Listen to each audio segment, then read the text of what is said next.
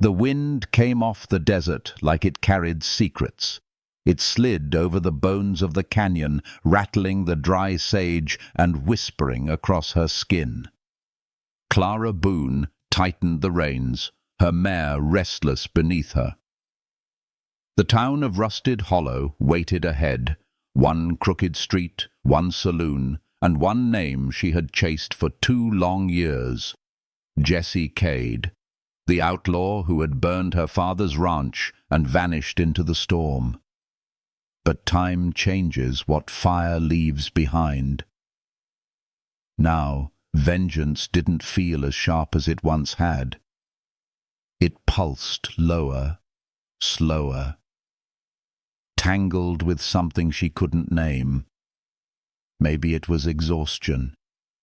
Maybe it was the thought of finally seeing the man whose shadow she'd been chasing through every saloon whisper and gunpowder trail. She rode in at sundown. The sky bled red, the kind of color that looked like promises never kept. Boots clicked against the dust as she dismounted. Her long coat still carried the scent of rain from the last town she'd passed. Rare rain, like a memory that refused to fade. Inside the saloon, smoke hung thick and gold in the lamplight. A piano stumbled through a song half forgotten, cards slapped, laughter cracked like dry wood. And then she saw him. At the far end, leaning against the bar, a man with a quiet stillness that didn't fit the noise around him. Jesse Kade. His eyes found hers before she even meant to look that long. A scar ran along his jaw, not ugly, just honest, like everything about him. His shirt was dark with road dust, sleeves rolled high, forearms tanned and strong. He didn't move right away, just looked, studied her, as if her presence alone disturbed something buried deep. Clara's breath caught. For 2 years she had built him into a monster, the ghost who had taken everything. Yet the man standing there looked nothing like the stories. That made it worse. "Whiskey," she told the barkeep, her voice even. "Leave the bottle." She sat 2 stools away from him. Silence stretched between them, thick as molasses. Then his voice, deep, rough, carrying the slow rhythm of a man who'd spent too long alone. "You've been following me, darling?" She froze. That voice. It wasn't cruel. It was something else. Something that made her pulse stumble. "Maybe," she said, pouring her drink. "Or maybe fate's just got a cruel sense of humor." Jesse smiled, just enough to cut through the smoke. "If you came here to kill me, best not do it on a full stomach. The stew's better than it looks." She hated the way her lips almost curved. Hated that her heart, traitorous thing, didn't know the difference between rage and hunger anymore. Every word, every glance pulled her closer to the edge of something she didn't want to name. When the piano went quiet, the room did too. A fight broke out near the door.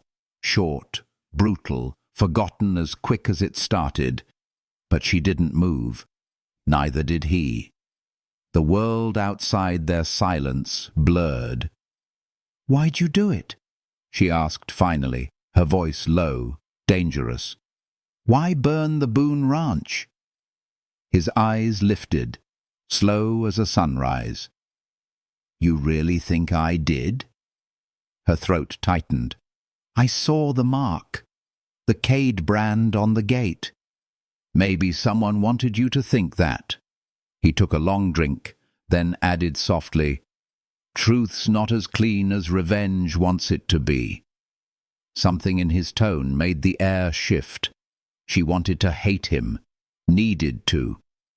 But under the lantern's glow, his weariness looked like hers, both carved by loss, both lost in the same kind of silence. Outside, thunder murmured across the desert. A storm was coming. He stood, tossing coins on the bar. "You're gonna need shelter. Storm'll hit hard before midnight." She met his gaze. "I don't need your help." "Didn't say you did," he replied, tipping his hat. "But there's a stable behind the inn. It's dry, safer than the street." He walked out before she could answer. His shadow cut through the lamplight, swallowed by the storm waiting to break. Clara stared at the empty door. Her heart wouldn't stop its wild rhythm. Rage, confusion, longing. They all sounded the same inside her chest. Maybe vengeance wasn't a straight road. Maybe it was a circle, leading right back to the one man she shouldn't feel drawn to. She tossed back the last of her whiskey, fire burning all the way down. Outside, lightning flashed, a crooked vein of light across the dark. Somewhere in the rain, Jesse Kade waited. And though she told herself she'd follow only to finish what she started, her hands trembled for a reason she couldn't kill. If this story has warmed a quiet corner of your heart, stay close. The night still holds more to tell. The first drops hit the boardwalk like stray notes from a broken fiddle. The street turned to a dark mirror under the sky. Clara stepped out into the rain and pulled her collar close. The storm rolled in, slow and mean, a herd of black clouds shouldering the moon. She found the stable behind the inn. The roof creaked. The hay smelled sweet and old. Her mare shook and settled. Clara rubbed the mare's neck until the tremble left its bones. The simple rhythm steadied her, but not enough. Not against the pull she hated to feel.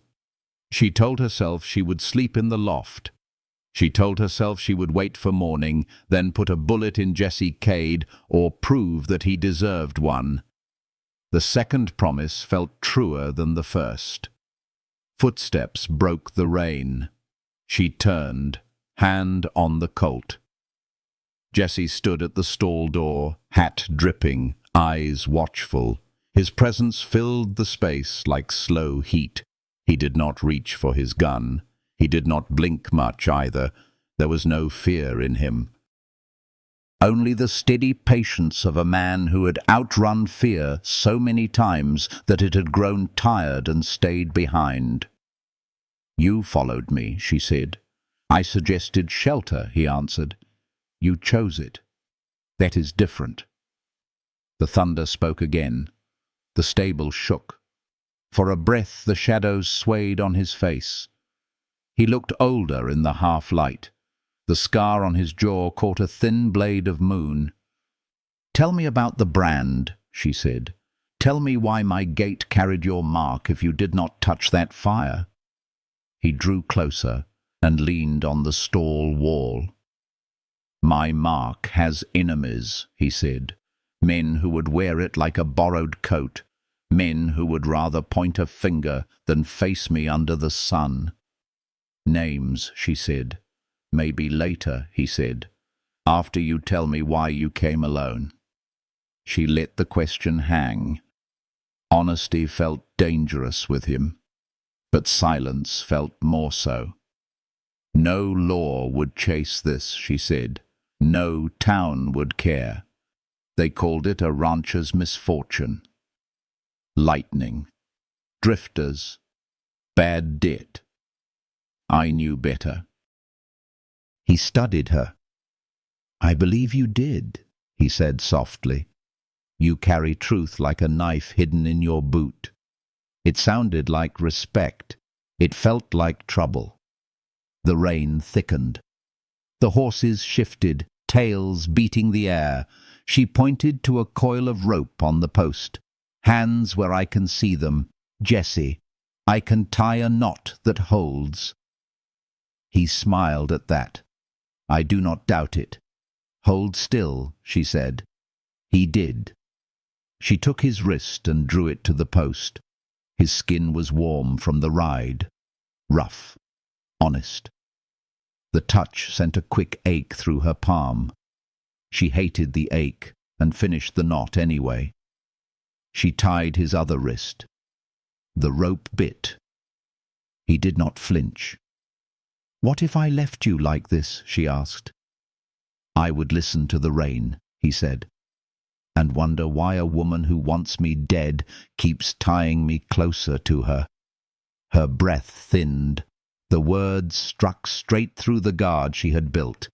So she tightened the knot again, enough to quiet her own hands. A crash sounded near the inn. A man shouted. Another answered through a mouthful of whiskey. Trouble moved the night like iron through cloth. "You bring friends?" she asked.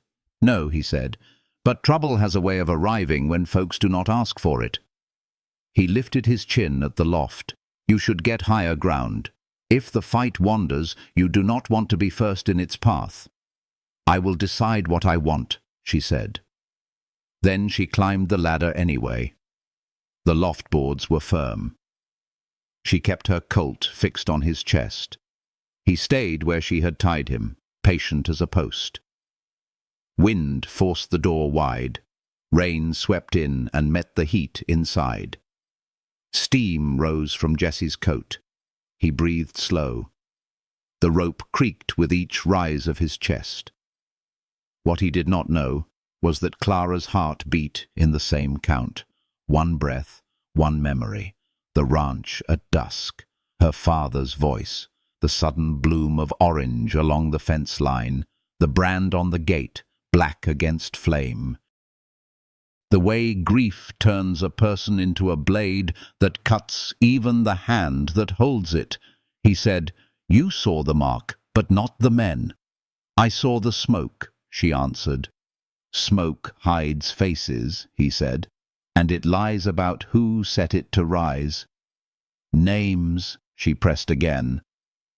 He looked at her with something that felt like regret. "I can swear this much. I was 3 days south when your sky burned. In a canyon called Holler's Rift. There are men there who can say so." "Proof," she said. "I will give it if you ride with me at dawn." The idea shocked her. The heat in her cheeks had nothing to do with the lantern. "Ride with you," she said, "to meet men who might be your own, to hear the truth from mouths that owe you." "A fair doubt," he said. "So make it unfair. Bring me to the sheriff after, or do not. But hear the tale from more than my lips." The door groaned again. Boots scraped. Voices pooled outside. The kind of voices that wear trouble like a second skin. "You sure you came alone?" she asked. "Sure as rain," he said. "But men with easy morals hunt easy rumors. If a bounty was pinned to my name again, the storm would pull them close." Her thumb eased the hammer. "If this is your posse, I picked the wrong roof. If they were mine," he said, "I would not be tied." He turned his head and listened. The rope pulled at his wrists. He winced at last. She saw the ghost of pain, and something in her shifted. Not pity. Not yet. A small thaw, like a creek waking under snow. "Get down," he said. Quiet now. She wanted to resist. She did not. She slid down the ladder and moved beside him. The door cracked.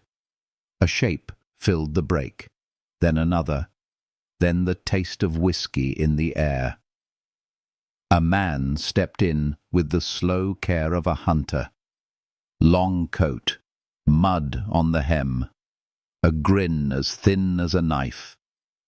He saw Jesse tied and smiled wider. "Look at that," he said. "The desert gives a gift." Jesse Kade, wrapped and ready. Jesse kept his eyes on Clara. "Do not look at him," he said. Look at me. Breathe. When I say now, cut the lantern. You are tied, she whispered. I am still me, he said. The hunter laughed. Girl, if you are leaving with a purse, sell his name to me. I have a buyer who collects men like him. Clara's fingers found the lantern wick. Her pulse pounded hard enough to shake light. The hunter took one step more. Two of his brothers shouldered past him, guns low and hungry. Now, Jesse said. She pinched the flame dark. The stable fell into cold night. The horses screamed. Thunder threw its weight across the roof. A flash cut the room white. In that white she saw Jesse twist his wrists, rope burning, muscles coiled. She saw the knife he had palmed before she tied him. Somehow she had missed it. Or she had wanted to miss it. He cut free. The knife flashed and vanished. A fist found a jaw. Wood cracked. A shot split the air. Hay burst. Sparks fell and died. Clara moved without thinking. She stepped into the space between Jesse and the hunter and fired once. The bullet kissed the man's hat and took it from his head. He stumbled, cursed, raised his gun again. Then Jesse's arm was around her waist. He pulled her behind a post as another shot tore a strip of air where her shoulder had been. "Stay with me," he said. She did. Rain roared harder. The world shrank to breath and heat and the scrape of boots on wet boards. Someone shouted for the back door. Someone else coughed blood and spit hate. Clara looked up at Jesse in the dark. The closeness stung. The trust frightened her more than the bullets. "If we live through this," she said, "you will give me those names." "If we live," he said, "I will give you more than names." A shadow lunged. She fired again. The man fell against a stall and cursed the mud. Another bolt of lightning flooded the room and left it blind. The moment stretched thin as wire. The silence after thunder held its breath. Outside, more boots hit the ground. Inside, his hand found hers, rough and sure. "Hold," Jesse whispered. "When I move, we move." The door began to open, and the night bared its teeth. If this story has stirred something quiet in you, stay close. The storm still has a voice to sing. The rain eased before dawn, leaving the world smelling of iron and ash.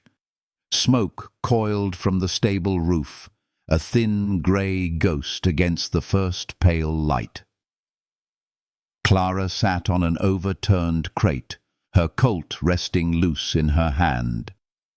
The men who had come for Jesse lay where the night had dropped them, bound, bruised, breathing. Jesse moved among them with quiet purpose, checking pockets, taking bullets, leaving dignity. The knife he'd used to cut himself free hung at his side again, dark with rain and memory. When he looked up, his eyes found hers through the haze. "3 of 'em," he said. "Bounty drifters, no badges, no loyalty." "Paid for your head?" she asked. He nodded once.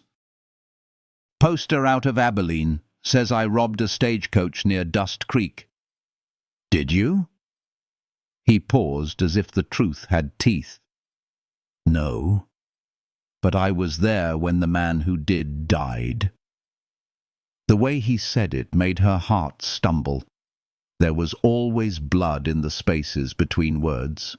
She holstered the colt and rose, brushing hay and soot from her coat. "We can't stay here. They'll come back with more." He wiped his hands on a rag and glanced toward the road. "We ride west. There's a cabin out near Devil's Ridge. Quiet place. Safer ground." Clara frowned. Safer for who? He met her eyes again, steady. For both of us, if you let it be. They rode through the morning mist, the desert still wet, the ground steaming where sunlight touched it. The silence between them wasn't peace. It was an unfinished conversation stretched thin by distance. Clara's mind kept replaying the moment his hand had found hers in the dark. The warmth, the pulse, the strange calm that came right before the gunfire. She hated how it lingered. Jesse broke the quiet. You shoot clean. I aim to end things fast, she said. He smiled, a flicker under his hat brim. That what you plan for me? If I knew the truth, she said, maybe I wouldn't need to. His gaze drifted to the horizon. Truth's a wild thing. Doesn't come when called. She looked away, the ache behind her ribs sharp as hunger. Then maybe I'll just trap it. He didn't answer. But when she glanced back, his mouth carried the kind of half-smile that said he'd been broken before and learned how to wear the cracks. By midday, the storm's weight had gone, leaving the land raw and quiet. They reached the ridge, a lonely stretch of cedar and red rock. Nestled beneath the slope stood a small cabin with a sagging porch and a line of wind chimes made from spent bullet casings. He dismounted first, motioning for silence. Used to be mine, he said, before everything went sideways. She followed, boots soft in the dust. You built this? With my brother. His voice went rough around the word brother. He's the one who branded the gates. Kade mark was his hand before it was ever mine. Her fingers went still on the saddle strap. Your brother burned my ranch. His eyes met hers, unflinching, full of ghosts. I don't know, but I know he was angry enough to. She felt her breath leave her chest. For a second, she saw the fire again, orange tongues crawling over fence posts, the sky lit like judgment. Where is he now? She asked. Gone, Jesse said. Lost him the same year I lost the law's mercy. The wind stirred the chimes, soft metallic sighs. Somewhere in that sound, her anger found a small fracture. He opened the door, the hinges groaning like an old man waking. Inside, the air smelled of cedar smoke and thyme. A bedroll, a cold stove, a shelf lined with whiskey bottles. Clara stepped in, slow. The wooden floor creaked under her boots. You lived here alone? He nodded. Sometimes with ghosts. Convenient company, she muttered. Never talk back, he said, almost smiling. She moved toward the stove and struck a match. Flame caught. The light painted the room gold, and for the first time she saw the wear in his face, the sleepless years, the lines carved by more than age. He poured 2 tin cups of whiskey. For the dead, he said, handing her one. She hesitated. Yours or mine? Both. They drank in silence. The burn spread slow, warm as forgiveness almost dared to be. When he set his cup down, his hand brushed hers. Not by accident, not entirely on purpose either. The touch lingered just long enough to steal her breath. Careful, she said softly. I still don't trust you. He looked at her, eyes steady as dusk. Good. Trust dulls the blade. Keep it sharp till you need it.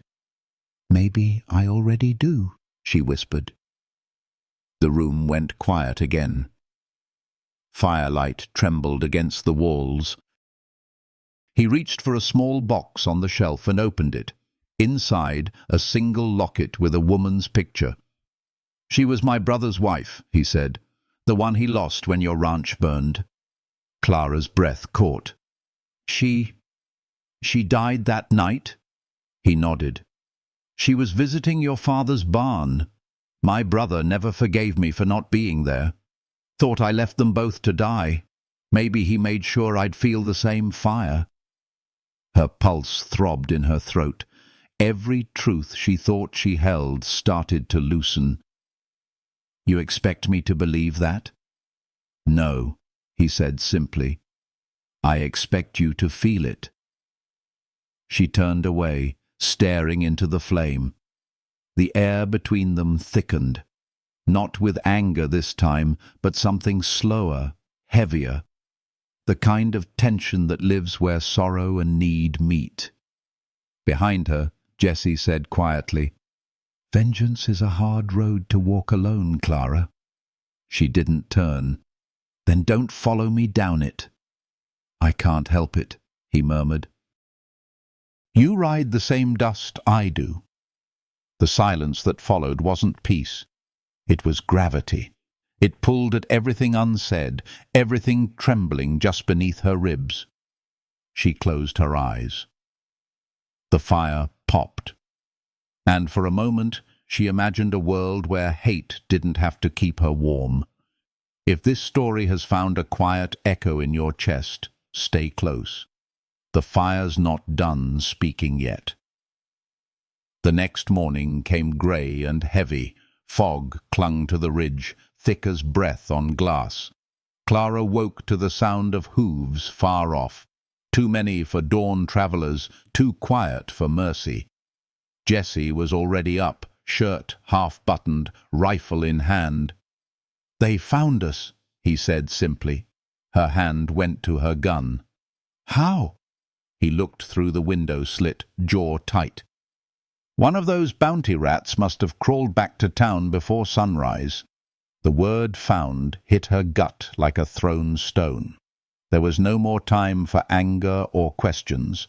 Only movement. Only instinct. "Out the back," Jesse said. "Down the creek bed. It'll hide our tracks for a mile." She nodded and grabbed her coat, the same one still smelling of smoke and whiskey. As she stepped outside, the air carried the clean sting of wet cedar. The scent should have meant peace. Instead, it meant running. Their horses waited in silence, restless but ready. Jesse's bay stallion stamped once, sensing what the air already knew. He swung into the saddle, every motion smooth, efficient. A man born to escape. "Stay close," he said. "Don't tell me what to do." He almost smiled. "Then keep up." And then they rode. The world blurred into motion, hooves pounding, mud spraying, mist tearing apart behind them. The creek flashed silver beneath their horses' legs. Gunfire cracked somewhere behind, muffled by fog, chasing their heels like a bad memory. Clara leaned forward, hair whipping across her face, lungs full of thunder. She hadn't ridden this fast since the night her life turned to ash. The sound of pursuit drew nearer. 5, maybe 6 men. The same drawl of greed echoed across the ridge. Jesse glanced back, eyes narrowing. "Cut right!" he shouted. "There's a ravine. We'll lose 'em in the rocks." She didn't argue. She followed. The ground dropped hard, steep and narrow. Her mare stumbled once, but caught stride. Stones skittered down the slope. Behind them, the riders cursed, firing wild into the mist. A bullet clipped the edge of Jesse's hat. He didn't flinch, just turned, fired once, and one of the shadows behind them folded into the fog. When they finally reached the bottom, the creek curved into a canyon, walls high and red, carved by centuries of wind. Jesse reined in. "We can't outrun 'em forever," he said. "We need to vanish." He dismounted, scanning the cliffs. Clara followed, gun drawn. Her heart wouldn't quiet. The silence after the chase felt louder than the bullets. Jesse found a break in the rock, a narrow slit, just wide enough for 2 horses. "Through here," he said. "It opens to a hollow, safe from sight." She hesitated. "And if it's a trap?" He looked back, steady as stone. "Then it's one we'll face together." Something in the way he said together cracked the wall she'd built around his name. Without another word, she followed. The hollow opened wide, hidden by the curve of the canyon. A small pool reflected the grey sky, surrounded by red boulders and old mesquite. It was quiet here, almost sacred, the kind of place that kept its own secrets. They tied the horses under a ledge. Jesse crouched beside the pool, washing blood from his arm. Just a graze, but it made her pulse quicken all the same. "You're hurt," she said. "I've been worse." "You should clean it better." He gave her a half glance. "You offering?" She sighed, kneeling beside him. The scent of iron and dust hung between them. When her fingers brushed his skin, his breath caught. A sound soft as confession. "Hold still," she murmured. "You bleed like a man who thinks he can't die." He met her eyes. "And you patch wounds like a woman who's seen too many." The wind shifted, cool and slow. Her hand lingered longer than it should have. The moment stretched, part mercy, part madness. When she pulled away, his hand caught hers, not hard, just enough to stop time. "Why keep chasing ghosts, Clara?" he asked. "What do you think you'll find when you catch 'em?" "Peace," she said. "You won't," he whispered. "Ghosts don't leave room for peace. They feed on it." She wanted to argue, but the truth in his tone silenced her. "Then why keep running?" she asked. He looked toward the canyon's mouth, voice low. "Because stopping means remembering, and remembering hurts worse than bullets." For a while neither spoke. The storm clouds drifted apart above them, light spilling through like forgiveness trying to find its way in. She watched him bandage his arm, movement slow but sure. Something about his quiet made her chest ache, the kind of ache that doesn't want to heal. Finally, he said, "We can't stay long. They'll track the trail by noon." She nodded. "Where next?" "South," he said. "Toward Holler's Rift. That's where the truth waits. And the men who can speak it." The name chilled her. "That's where your brother was?" He looked up at her, eyes like dusk on open water. "That's where everything burned, Clara. Yours, mine. Maybe both for the same reason." She swallowed hard. "Then we finish it there." He smiled faintly. "Finishing things is a bad habit of mine." Lightning flickered again in the far-off sky, just enough to show the road that waited. As they packed the last of their gear, Jesse turned to her, voice lower than the wind. "Back there, in the stable, when you cut the light, you saved my life." She looked away. "Maybe I was just saving mine." He nodded slowly. "Then we're even."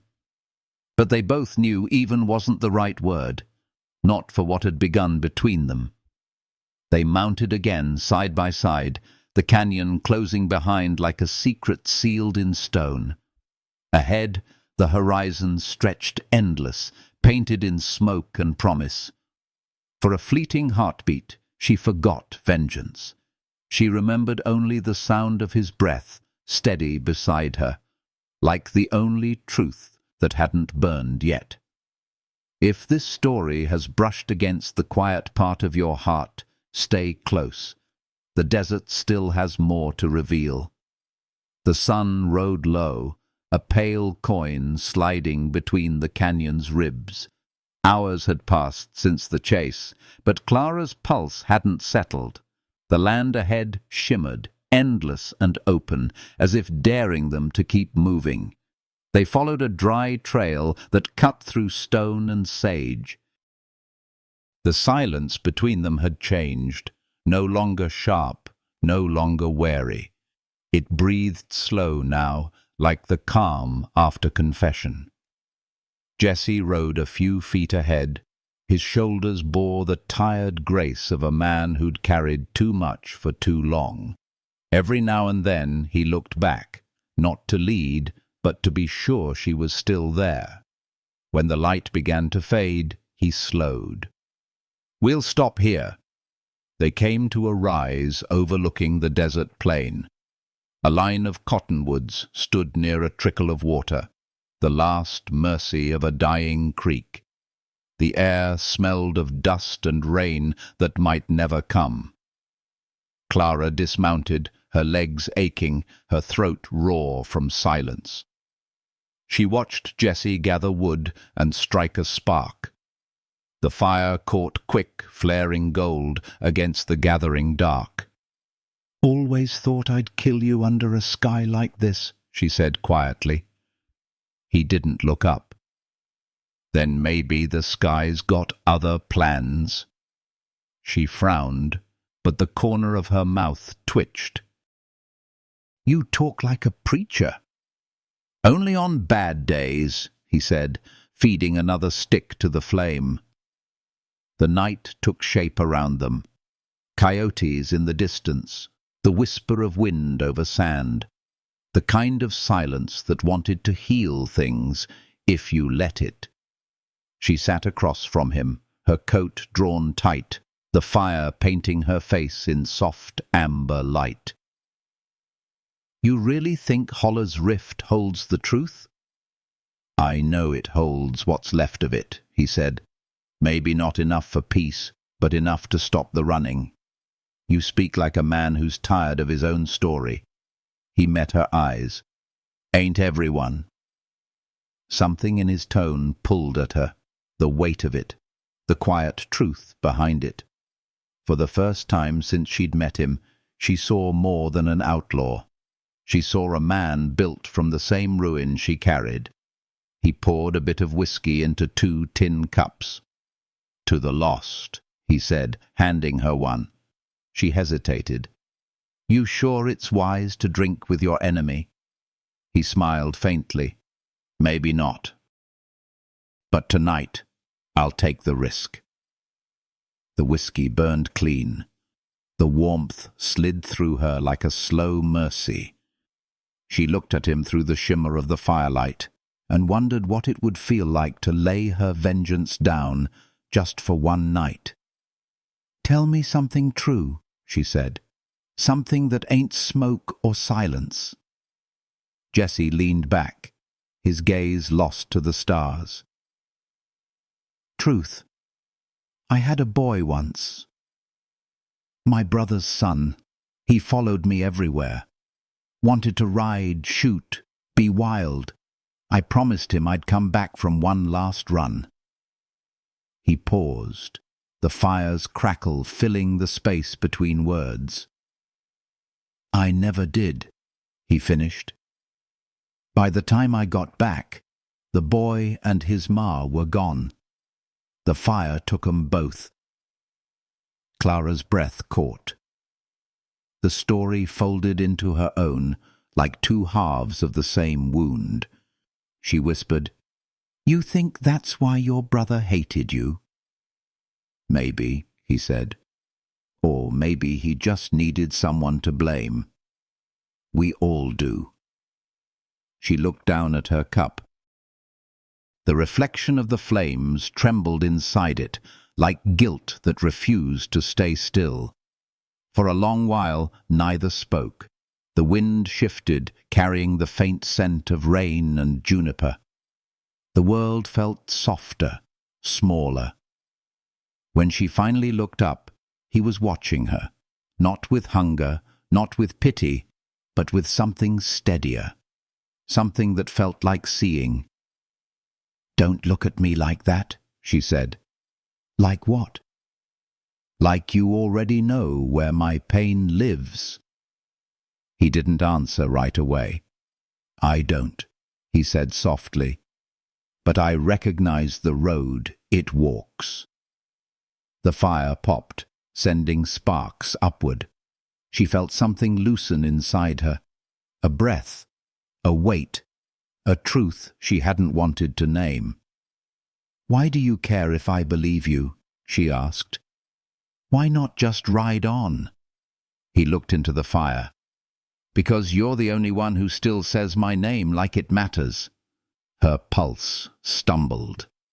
The desert went quiet, listening. "I should hate you," she said. "I reckon hate and need come from the same well," he murmured. She wanted to move, to break the spell, but her body stayed still. The warmth between them grew thicker than the fire's glow. For the first time, vengeance didn't feel like purpose. It felt like armor that no longer fit. He stood and tossed a log into the fire. Sparks flared and drifted upward, caught in the wind like tiny confessions. When he turned back, his face was half shadow, half light, dangerous and gentle all at once. "You should sleep," he said. "We ride at dawn." She nodded, though sleep felt far away. As she spread her blanket near the fire, his voice came quiet, almost lost in the wind. "For what it's worth," he said, "I wish I'd met you before the fire." She looked at him over her shoulder. "Then we wouldn't be here." "Maybe that's the point," he said. "Maybe here's where the story was always headed." The stars leaned closer, the desert breathing slow around them. The ache between them softened into something quieter. Not peace, not yet, but the beginning of it. And for the first time, Clara didn't feel alone under the western sky. If this story has touched a quiet part of your soul, stay close. The dawn still carries what the night began. The dawn came slow, rolling over the desert like a tired promise. Clara woke to the low murmur of wind and the scrape of boots near the fire. Jesse was there, feeding the last embers, his back to her.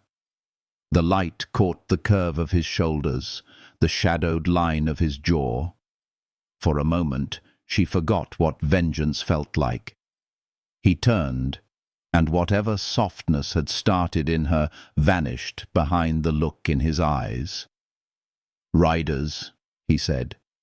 "3 of them. They found the trail again." Clara stood, grabbing her gun. "How far?" "Close enough to smell the dust we left behind." They broke camp in silence. The sky had turned from rose to silver. Clouds gathered like bruises above the ridge. The world felt tight, waiting to break. By the time they reached open ground, thunder rolled low and mean. Lightning cut the horizon.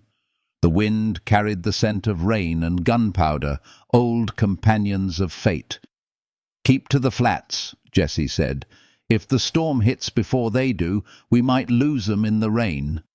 She nodded, but every mile dragged like memory. The air pressed against her skin, heavy, electric. And then came the first shot. It cracked through the air like a whip. A bullet tore past her ear. The sound made her flinch. Her mare stumbled, then found its footing. Jesse spun in the saddle, firing back once, twice. The shapes behind them scattered, then regrouped, determined. "Go!" he shouted. They rode hard. The sky opened, rain slashing across their faces.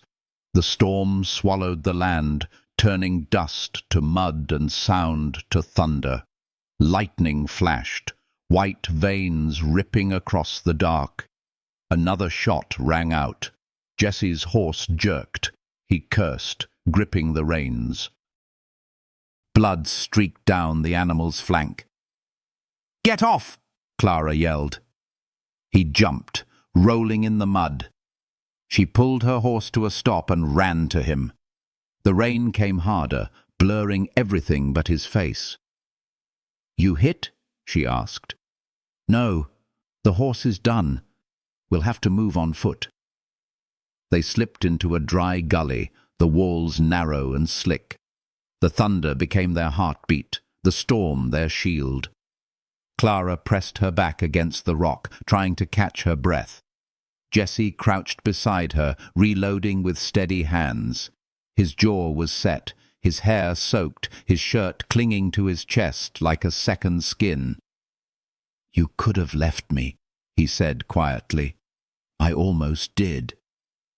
He looked at her then, really looked, and for the first time she saw the man beneath the outlaw's dust, a man who had lost everything and somehow still stood. Rain dripped from the brim of his hat. He wiped the mud from his cheek with the back of his hand. "We wait till the thunder covers the sound, then move west. They'll follow the tracks the storm hasn't washed yet."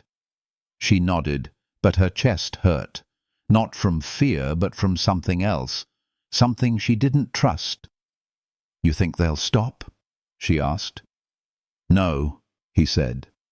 "Not till they've got one of us dead, or both." The thunder cracked again, closer now. The canyon shook. He took her arm, steadying her as she slipped. The contact jolted through her like the lightning itself. Sudden, bright, alive. "Easy," he murmured. Her breath caught. His face was inches from hers, rain dripping between them. She should have pulled away. She didn't.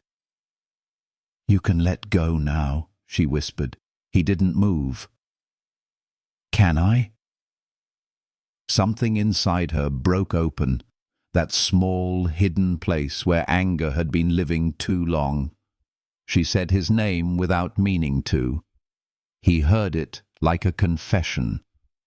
When he kissed her, it wasn't gentle. It was desperate. A collision of fear and wanting, rain and heat, vengeance and surrender.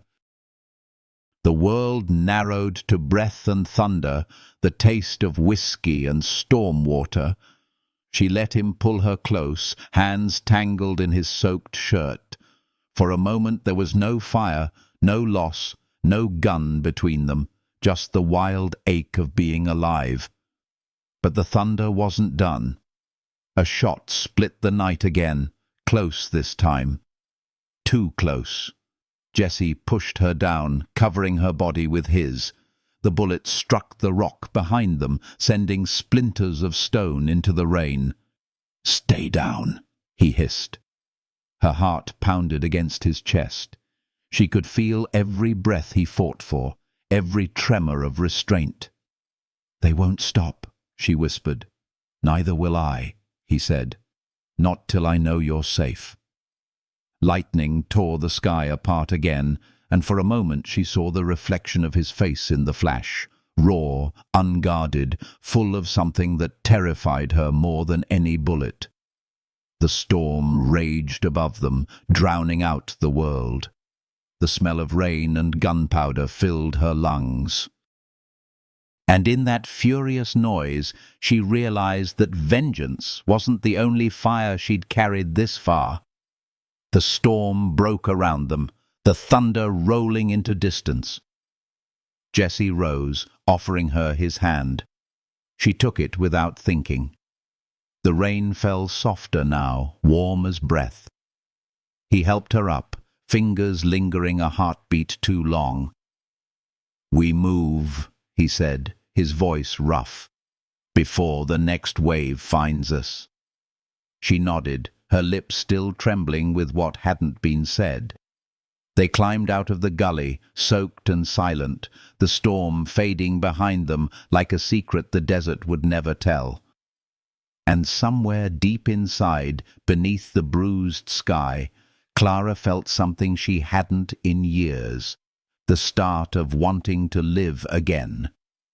If this story has set your heart racing beneath the western rain, stay close, the fire's still burning in the next breath of dawn. They found an old mining shack before nightfall, half buried in sand, roof sagging, but dry enough to outlast the storm. Jesse pushed the door open with his shoulder, checked the corners, then motioned her inside. "Not much," he said, "but it'll keep the night off our backs." Clara stepped in after him. The air smelled of rust and cedar smoke left from another life. She peeled off her wet coat, hanging it on a nail. The silence between them pulsed, close, alive, dangerous. Jesse knelt by the cold stove and struck a match. Fire caught slow, crawling up through scraps of old wood. The glow painted the room in copper and gold, shadows breathing along the walls. For the first time that day, she let herself exhale. He looked over his shoulder. "You all right?" "Ask me when my hands stop shaking," she said. He rose, unbuttoning his soaked shirt. The fabric clung to his skin, muscles moving beneath the dim light like stories carved in flesh. He wrung the water out, then laid the shirt near the fire. She turned away too late. Heat rushed through her that had nothing to do with the flames. "Modesty doesn't suit you, Clara Boone," he said, half a smile in his voice. "And arrogance suits you too well," she replied. He chuckled, low, rough, warm, fair. The rain drummed softer on the roof. Their breath was the only rhythm inside. When she crouched to warm her hands, he came to sit beside her, close enough that the space between them began to blur. His arm brushed hers. Her heart tripped. "I keep seeing that night," she whispered. "The ranch, the fire. I can't tell any more if it's memory or nightmare." Jesse stared into the flames. "Sometimes they're the same thing." She studied his profile, the scar, the stillness, the way his eyes never left the light. "You really didn't set it?" He shook his head once. "If I had, I wouldn't be sitting here asking forgiveness I don't deserve." The honesty in his tone broke something open in her. She looked down at her hands, saw the tremor there, and hated how much she wanted to believe him. He said quietly, "You don't have to trust me. Just rest." "I haven't rested since the night everything burned," she said. "I forgot how." He turned toward her. "Then let the night teach you." The words hung between them, simple and dangerous. She could have walked away. She could have kept the wall high. Instead, she reached across the small distance and touched his wrist, a question without sound. He looked at her hand, then at her eyes, searching for permission in the quiet. When she didn't pull back, he covered her fingers with his. The warmth there was steady, patient. Outside, thunder rolled far away, softer now, like a lullaby. He leaned closer. His breath touched her cheek before his lips did. The first kiss was hesitant, almost reverent, the kind that asks before it takes. She answered it anyway. The room blurred. The fire whispered against the stove walls. The taste of smoke and rain mingled between them.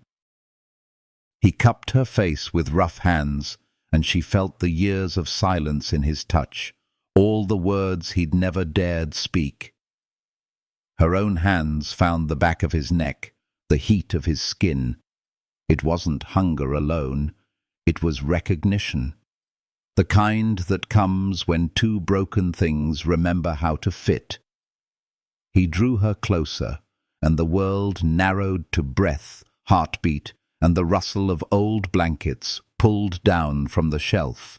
The storm outside had gentled, but the one between them rose, fierce and certain. Time fell away. Only the sound of the fire remained, steady as a promise. Later, when silence returned and the flames burned low, she rested against him, tracing the scar along his jaw. "What happens when the sun finds us?" she asked. He smiled faintly. "We let it." She wanted to believe the morning could be that kind, forgiving, untouched by the hunt waiting beyond the ridge, but she knew better. So did he. For now, though, she let herself breathe against the steady rhythm of his chest. The man she'd once sworn to kill had become the only place she felt safe. Outside, the desert exhaled. The storm was gone. Inside, the firelight trembled, gold against the walls. And for one fragile night, vengeance slept. If this story has warmed a hidden corner of your heart, stay close. The dawn is about to test what the night has given. The morning broke too quiet. No wind, no birds, only the slow hiss of dying embers. Clara woke to the pale light sneaking through the cracks in the roof and the cold stretch of space beside her where Jesse should have been. For a moment, she thought he'd gone. That the night had been a fever dream made of storm and mercy. Then she heard the soft rasp of leather, his boots, his belt, the sound of a man packing silence into saddlebags. He was standing near the doorway, shirt half-buttoned, rifle strapped. "You leaving?" she asked. Her voice was rough, still caught between sleep and memory. He didn't turn right away. "Didn't mean to wake you." "That's not an answer." He took a breath that sounded like regret. "Riders are circling back. We can't both go the same trail. You head north toward the mesa. I'll draw them west." Her pulse stumbled. "You're walking into a noose." He met her eyes finally. The softness from the night before was gone, replaced by something older, heavier. "Maybe that's the only way to break it." She rose, pulling on her coat. "You think I'll just let you play the hero?" He smiled. A sad, quiet thing. "I don't think you'll let anyone do anything. That's what I like about you." She stepped closer, the air between them thick with everything unspoken. "You don't get to walk away after—" She stopped. The words wouldn't come. He reached for her cheek, but she turned her head. "Don't." His hand fell back to his side. "You said you wanted truth. Hollow's Rift is west. That's where it ends, one way or another. Then we end it together." "No," he said softly. "If I don't make it back, you'll know which story was real." Anger flared sharp, cutting through the ache. "You think this is noble? You think dying cleans the past?" "I think running from it never did." She stared at him, the firelight catching the edges of her hurt. "You're a fool, Jesse Kade." "Wouldn't be the first time a woman told me that," he said, pulling his hat low. "But maybe the first time I cared." The door creaked open. Cold morning light spilled in. He stepped into it like a man walking into confession. "Don't follow me, Clara." But she did. By midday, the sky had turned white with heat. She found his trail, clear, deliberate, the kind that begged to be followed. Every hoofprint felt like a heartbeat, every mile a warning. When she crested the ridge overlooking Holler's Rift, the land changed. Red stone cut deep into the earth, jagged and raw. The ghost of old mines and older crimes. The air tasted of iron and memory. Down below, Jesse rode into a narrow pass, and waiting for him, a line of riders, 6, maybe 7. At their center sat a man with Jesse's eyes and none of his mercy. Clara's breath caught. The brother. Even from a distance she could feel the weight between them. Blood, guilt, fire, years. Jesse dismounted slowly, unarmed except for the knife at his belt. She moved closer, staying behind the rocks. The wind carried their voices in broken pieces. "Kane," Jesse said. "Little brother," came the reply. "You took your time." "Didn't figure you wanted company." Kane laughed, low and cruel. "I wanted witnesses. You burned everything I had. My wife, my son, my name. So now I'll burn yours." Clara's chest tightened. The truth spun in all directions. Jesse said nothing. He just looked at his brother, not angry, not afraid, only tired. "I didn't light that fire, Kane." "Liar," the man hissed. "You were always too proud to beg forgiveness." "Maybe, but I still buried what was left of them. You didn't even come." Kane's hand went for his gun. The sound of it left no room for thought. Clara fired first. The shot echoed off the cliffs, tearing the silence apart. Kane's horse reared. Chaos broke loose. "Damn it, Clara!" Jesse shouted, diving for cover as bullets exploded around them. "I told you not to follow. You talk too much," she snapped, taking aim again. They fought back to back, dust, smoke, and echoes of old pain. Kane's men fell one by one, scattered by the narrow walls and the fury of the storm reborn. When the last gun fell silent, only the brothers remained standing. Kane stumbled, bleeding, his revolver shaking. "She saved you, just like she burned me." Jesse's face twisted in grief. "You did that yourself." Kane raised his gun, but Clara was faster. One shot. The echo rolled down the canyon, fading into the wind. Kane fell hard. The dust swallowed him whole.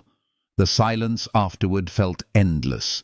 Jesse stood frozen, hat in hand, the weight of what had just happened sinking deep. Clara stepped closer, her own gun trembling. "It's over," she said. He looked at her like a man waking from a long fever. "No," he whispered. "Now it begins." She wanted to reach for him, wanted to believe the words. But he turned away, walking into the shadows of the canyon. The wind caught his coat, carrying the smell of gunpowder and rain from the night before. Clara stood alone, the echo of her own heart beating too loud in the empty rift. If this story has shaken a quiet place inside you, stay close. The desert has one more truth to give before it rests. The sun bled low over Holler's Rift, staining the cliffs in rust and sorrow. Smoke still curled from the rocks where gunfire had split the silence hours before. Clara sat beside the body of Clara Kade, her hands streaked with dust and guilt. Jesse stood a few yards away, hat in hand, staring at the horizon. The air between them was a wound, open, quiet, pulsing. "You should bury him," she said finally. Her voice was soft, hoarse. "I will," he answered. just trying to figure if I'm digging for him or for the man I used to be." She rose slowly, every muscle aching from the fight and the weight of what it had cost. "He hated you," she said, "but I think he hated himself more." "Maybe we were the same man," Jesse murmured, "just took different turns on the same road." He knelt beside his brother and began to dig with his bare hands. The dirt came away dark and damp, the smell of rain still clinging to the ground. Clara joined him without a word. Their fingers brushed once, a fleeting spark of warmth in the cold shadow of death. When the grave was done, Jesse laid his brother's revolver across the mound. "He deserved better than this," he said. "So did you," Clara whispered. He looked up, eyes raw. "Don't make me out to be more than I am, Clara Boone. I've got blood on my hands, same as him." She met his gaze, steady. "You've got blood, Jesse, not fire. There's a difference." The wind moved through the canyon like a sigh. For the first time, he seemed to breathe again. They made camp at the mouth of the rift, where the earth opened to a quiet plain. The fire burned low, painting his face in bronze and shadow. "You still mean to kill me?" he asked at last. She stared into the flame. "I thought I did. And now? Now I don't know what justice looks like anymore." He nodded, slow. "That's the hardest part, when hate finally runs out and leaves you holding nothing but your own heart." She smiled sadly. "You talk like a man who's made peace with dying." "Maybe I have," he said.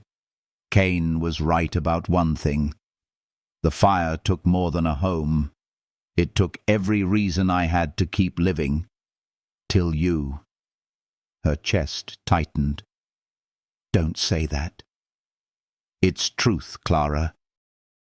You gave me something I didn't think I'd see again." He paused, voice breaking on the edge of the words. "You made me want to stop running." The silence that followed was thick with everything neither dared promise. Finally she said, "What will you do now?" He poked at the fire, sparks drifting into the dark. "Turn myself in, face the charges, maybe clear my name, maybe not." She looked at him, startled. "You'd let them hang you?" "If that's what it takes to make the dead rest." Her throat closed. "That's not redemption, Jesse. That's surrender." "Maybe the same thing," he said. "Maybe peace costs blood too." Clara reached out, fingers brushing his wrist. "Then let it be mine. I pulled the trigger. I ended it." He shook his head. "No, you saved me again, even when I didn't deserve it." "Don't twist that into grace," she snapped. "I didn't shoot for mercy." He smiled faintly. "Maybe not. But mercy found you anyway."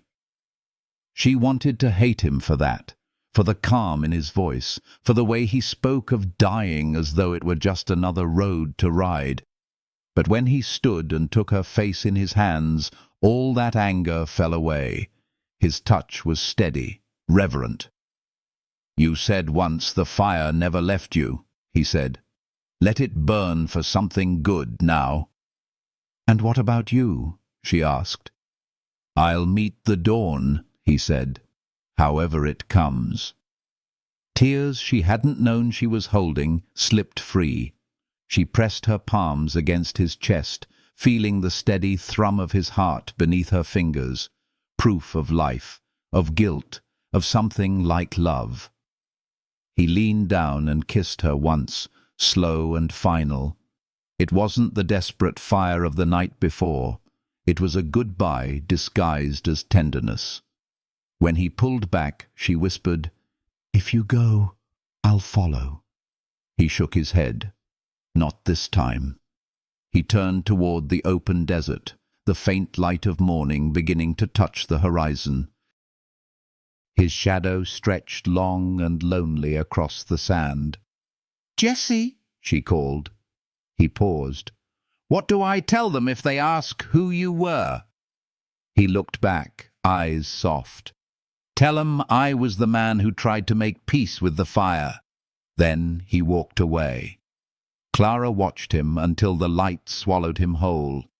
The wind carried his footsteps, faint and fading. She stood in the half-light of dawn, the desert around her vast and endless, a graveyard and a rebirth all at once. She whispered to the emptiness, "Maybe that's what love is. Not keeping, just letting go before the light breaks."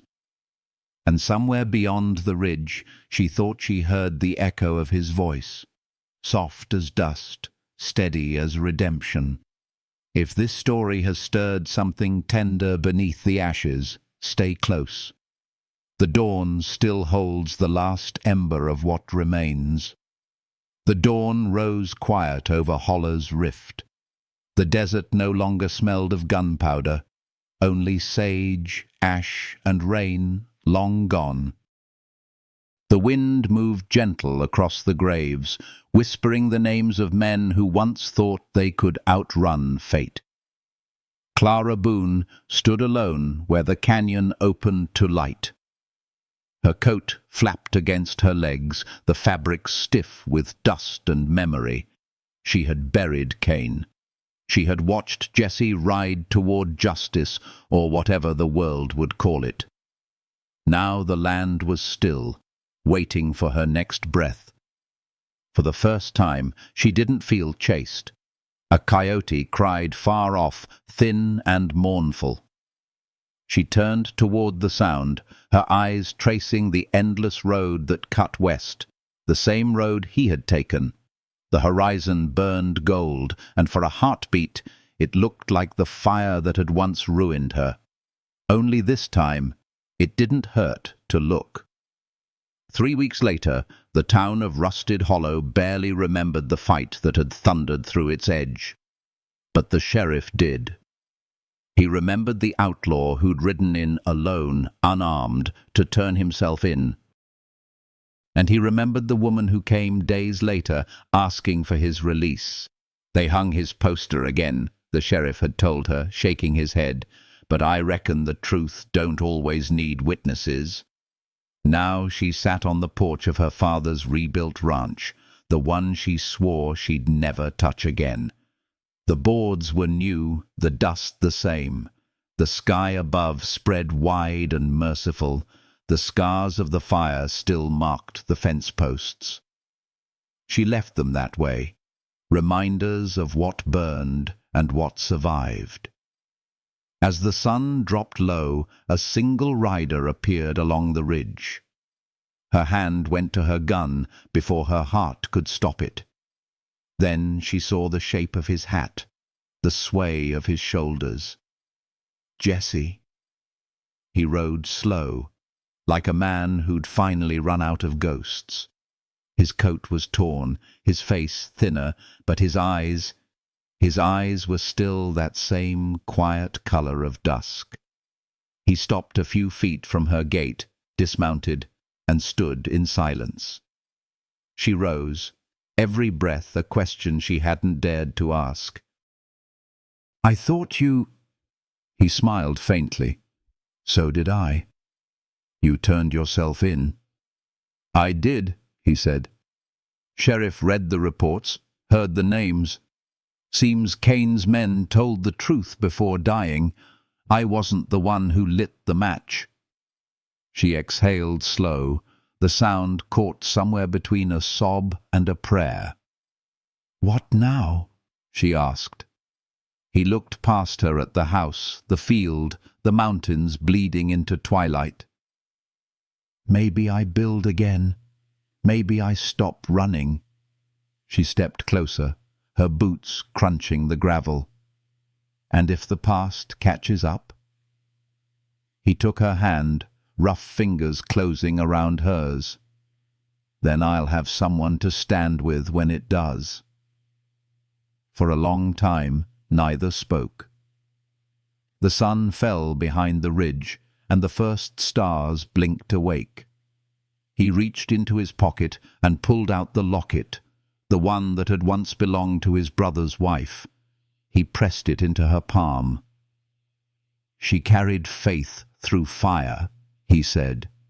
"Maybe you should too." Clara opened it. Inside, the picture had faded, but the smile remained, soft, endless, forgiving. She closed the clasp and looked up. "Stay," she said simply. He nodded once. "If you'll have me." "I already did," she whispered. The night folded around them.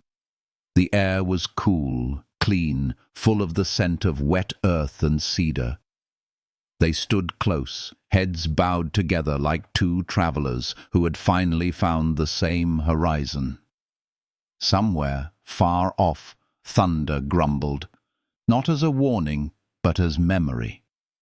The fire that once burned them both had gentled into warmth. Jesse's hand brushed her cheek. "You ever wonder if the desert forgives?" She smiled. "Maybe it just forgets slower than the rest of us."